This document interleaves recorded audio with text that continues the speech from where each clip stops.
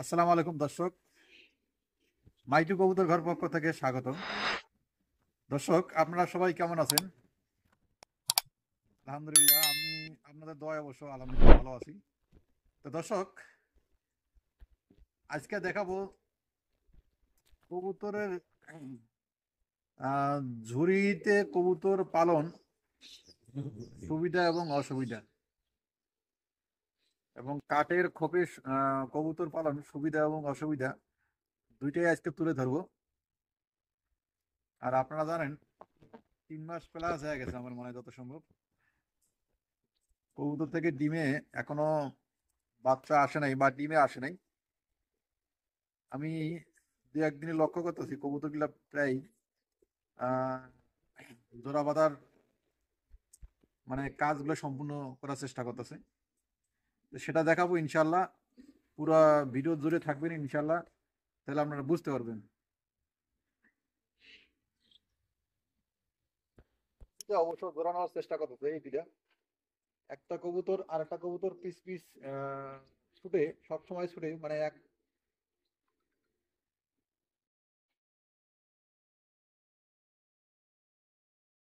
ফলকও, সেটাই আমরা ধরে নেই। আমরা যারা কবুতর পালি অবশ্যই আমরা জানি বুঝি, যারা নতুন কবুতর পালা শুরু করছেন বা করবেন তারা অবশ্যই এই বিষয়গুলো অভিজ্ঞ মানে অনভিজ্ঞ, তারা জানে না। ওই টিনের ছাদে একজোড়া পেয়ার দেখতে পাচ্ছেন। হ্যাঁ, তারা ওজন জোড়া নিছে। ও ওই মাথায় একবার টিনের পশ্চিম পাশে একটু জুম করে দেখার চেষ্টা করো। টিনের পশ্চিম পাশে ওটাও কিন্তু জোড়া নিছে। আর এই যে নিচে সর্বপ্রথম দেখালাম যে মাটির এই জায়গায় ঘুরতেছে, এরাও এই জোড়া নিছে। এই যে এখানে এক জোড়া আছে আম গাছের যে গাছে, এখানেও এক জোড়া জোড়া নিচ্ছে। সর্বোপরি আমি দেখতেছি 8 থেকে 10 জোড়া কবুতর অলরেডি জোড়া নিয়ে নিছে। ওই যে টিনের দুইটা, এখানে একটা, এখানে একটা, আর কিছু কবুতর আছে ভিতরে অলরেডি জোড়া নিয়ে নিছে তারা, অথবা শীঘ্রই ডিমের প্রস্তুতি নিচ্ছে। হ্যাঁ, দেখতে পাচ্ছেন নিচে কিছু খোপের মধ্যে ঢুকে গেছে, কিছু আবার ঝুড়ির মধ্যে বসে রয়েছে। তা এই যে এই চারটাও বন্ধ করা। পানি খেতে আসছে অবশ্য। পানিতে দেওয়া আছে ক্যালসিয়াম আর ভিটামিন, দুইটাই দেওয়া আছে, ক্যাম্পলেক্স আর ইসেল। ইসেল আর ক্যাম্পলেক্স দুইটাই দেওয়া আছে। 1 লিটার পানি সেটা 3 ml করে দিবেন। 3 ml ক্যাম্পলেক্স আর 3 ml ইসেল। ইসেলটা আছে স্টার কোম্পানির ওষুধ, আর ক্যাম্পলেক্সটা আছে স্কোয়ার কোম্পানির ওষুধ। এই দুইটাই ওষুধে নিশ্চয় দিয়ে দিবেন অবশ্যই 3 থেকে 5 দিন, সকাল এবং বিকাল দুইবেলা। এই যে কবুতরটা, একটা কবুতরের আরেকটা পিস মিস করতেছে, তার মানে সামনের দিকে যায় সেটা হচ্ছে মাদি, আর পিছনের দিকে যেটা ছুটে সেটা হচ্ছে নর। ওই একটা পেয়ার, ফাঁদে আছে 4 পেয়ার। আর কিছু অবশ্য ভিতরে ঢুকছে, আর কিছু অংশ কবুতর আমাদের এই যে মাটিয়াটি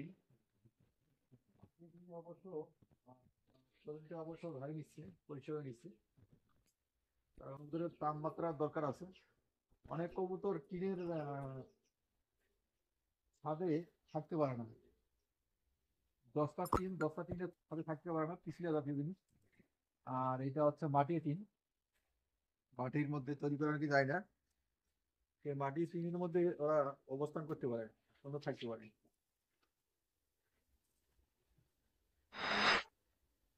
আমাদের এখানে গিরিট অলরেডি 24 ঘন্টা তৈরি থাকে, মানে শীতের যে ভাঙা অংশটা, যেটা রাবিশ বলে, সেই রাবিশটা অবশ্য কবুতরের খুবই গুরুত্বপূর্ণ একটা খাবার। যা অবশ্য যদি আরো তুলার পোড়ামাটি ব্যবহার করতে পারেন, সবচেয়ে আরো গুরুত্বপূর্ণ। পোড়ামাটি গুলা কবুতর খাওয়াইলে রোগ বালাই খুব কম হয়, রোগ বালাই কম হয়। অবশ্যই কবুতর গুলা আমার রোগ বালাই কবুতর নাই, যতটুকু চেষ্টা করি কবুতর রোগ বালাই মুক্ত করার রাখার চেষ্টা করি।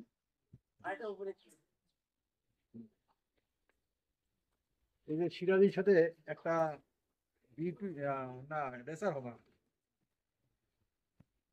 ওরা অবশ্য জোড়া নিতে, জোড়ার কোনো ভ্যালুয়েশন নাই, মানে যার সাথে যে ভালো লাগে বা যার সাথে যেমন যে, হ্যাঁ জোড়া এইভাবেই ইচ্ছে করা।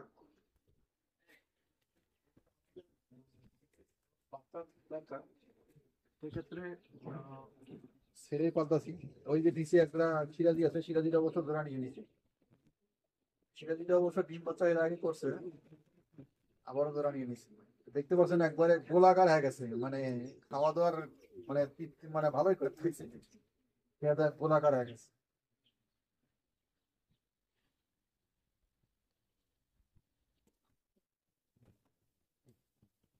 কবুতর গুলার মেচুয়ার করতে গেলে 100% খাঁচায় পালতে হবে। আর কিছুই ভালো থাকে না।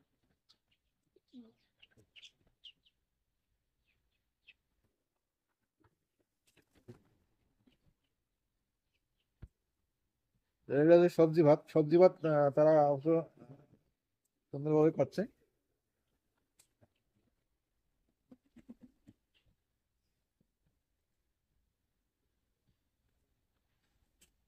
কবুতর যদি কালার মেচুয়ার করতে চান, অবশ্যই কবুতর 100% জোড়া দিতে হবে এবং খাঁচায় পালতে হবে। আর খোলামেলা কবুতর পালে অবশ্য মেচুয়ার হবে না, এক একটা কবুতর এক একটা কালার হবে, এক একটা জাতের এক একটা হবে, কোনোটাই এক পারফেক্ট হবে না। তো দর্শক আমি যেটা দেখাবো আমার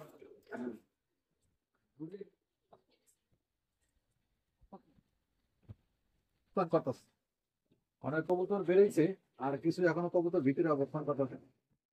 যে খাট প্রথমত বলি, কাঠের যে সুবিধাগুলো, কাঠের খোপের সুবিধা আছে যে শীতকালের জন্য ভালো। শীতকালে কবুতর এই কাঠের যদি খোপে যদি ডিম বাচ্চা করে তাদের জন্য খুব ভালো। আর অসুবিধা আছে এই কাঠের খোপের ভিতরে যে আহ, ওরা বাসা তৈরি করে, এটা একটা আছে গ্যাস তৈরি হয়, এই গ্যাসের কারণে কবুতর গুলো অসুস্থ হয়ে যায়, মানে এটা গন্ধ চলে গেছে। সেই গন্ধটা অবশ্য খোলামেলা থাকা সত্ত্বেও এটা যেমন এটা বেরাইতে পারে না, এইটা হচ্ছে অসুবিধা। আর আমরা ঝুড়িতে যে কবুতর গুলো পালন করি, এই যে অটোমেটিক কিন্তু কবুতর ঝুড়ির মধ্যে বসে পড়ছে। এই ঝুড়িটা অবশ্য আমরা যে ফার্মিং মুরগির বাচ্চারা কিনছিলাম, সেই ফার্মিং মুরগির বাচ্চা 50 পিস বাচ্চা এই দুই ঝুড়ির মধ্যে আমি পাইছি। এই ঝুড়িগুলো অবশ্য খুব ভালো। আপনারা যারা মুরগি পালন করে তাদের কাছে অবশ্য সংগ্রহ করতে পারবেন এই ঝুড়িগুলা। এই ঝুড়িগুলোর সুবিধা এবং অসুবিধা আমি আহ, এই ফার্স্ট ঝুড়ি ব্যবহার করতেছি, কত সুন্দর সে আরাম সে আছেন। সিরাজি কবুতরের জন্য ভালো, কবুতর সাইজটা অবশ্য বড়। এই ঝুড়িটা বাঁধছি, এটা রশি দিয়ে বাঁধছি। আর এই সাইডে 3 জায়গায় গুনাদি বাঁধছি, যাতে শক্তপোক্ত হয়েছে, অবশ্য লড়তে পারে না, এটাও ভালো শক্ত হয়েছে। এটা গুনাদি বাঁধছি আর রশি দিয়ে। আর এই ঝুড়িগুলো আমার আমার বাসার ছোট ঝুড়ি অবশ্য, এগুলো ছোট দিচ্ছি দেখি। ছোট কবুতর গুলো যেগুলো আছে, মুখী কবুতর বা রেসার গুলো ছোট ছোট আছে, সেগুলো বসতে পারবে। আর এগুলো আছে সিরাজি অথবা ফিলব্যাক কবুতর গুলো আছে, সিরাজি কবুতর, সেগুলো বসতে পারবে। এগুলোর সুবিধা হচ্ছে আরামাসে খোলামেলা থাকতে পারে, কোনো গ্যাস মুক্ত গ্যাস হবে না। আর অসুবিধাটা হচ্ছে আমি যেটা মনে করি, কবুতর খোলামেলা যদি থাকে শীতের জন্য একটু ঠান্ডা লাগতে পারে, এইটা হচ্ছে অসুবিধা। আর সুবিধা আমার কাছে খুব ভালো লাগতেছে ঝুড়িগুলা। তো আমার এই প্রাথমিক ভাবে আমি এই ঝুরি পালন শুরু করলাম। দেখি এই ঝুড়িতে যদি আমি ভালো ডিম বাচ্চা উৎপাদন করতে পারি, তা আমি এই কাঠের খোপটা অবশ্য বের করে দেবো। বের করে দিলে পুরোটাই আমি ঝুড়ির ব্যবস্থা করে দেবো। এই ঝুড়িগুলা অবশ্য আমার পরিচিত ভাই কয়েকজন আছে, তারা মুরগি পালে, তাদের কাছে অবশ্য সংগ্রহ করা যাবে, অথবা টাকা দিয়ে কিনা যাবে। তো সেই ঝুড়িগুলা সংগ্রহ করে অবশ্য পুরা ঘরটাই ঝুড়ি পালার চেষ্টা করবো। আগে প্রাথমিকভাবে এই দুইটা, আর এখানে দুইটা চারটা, এই চারটা ঝুড়ি দিয়ে আগে দেখবো। তো দর্শক, ভিডিওটা আজকে এই পর্যন্ত শেষ করলাম। পরবর্তী ভিডিও দেখার জন্য অনুরোধ হইল। আসসালামু আলাইকুম।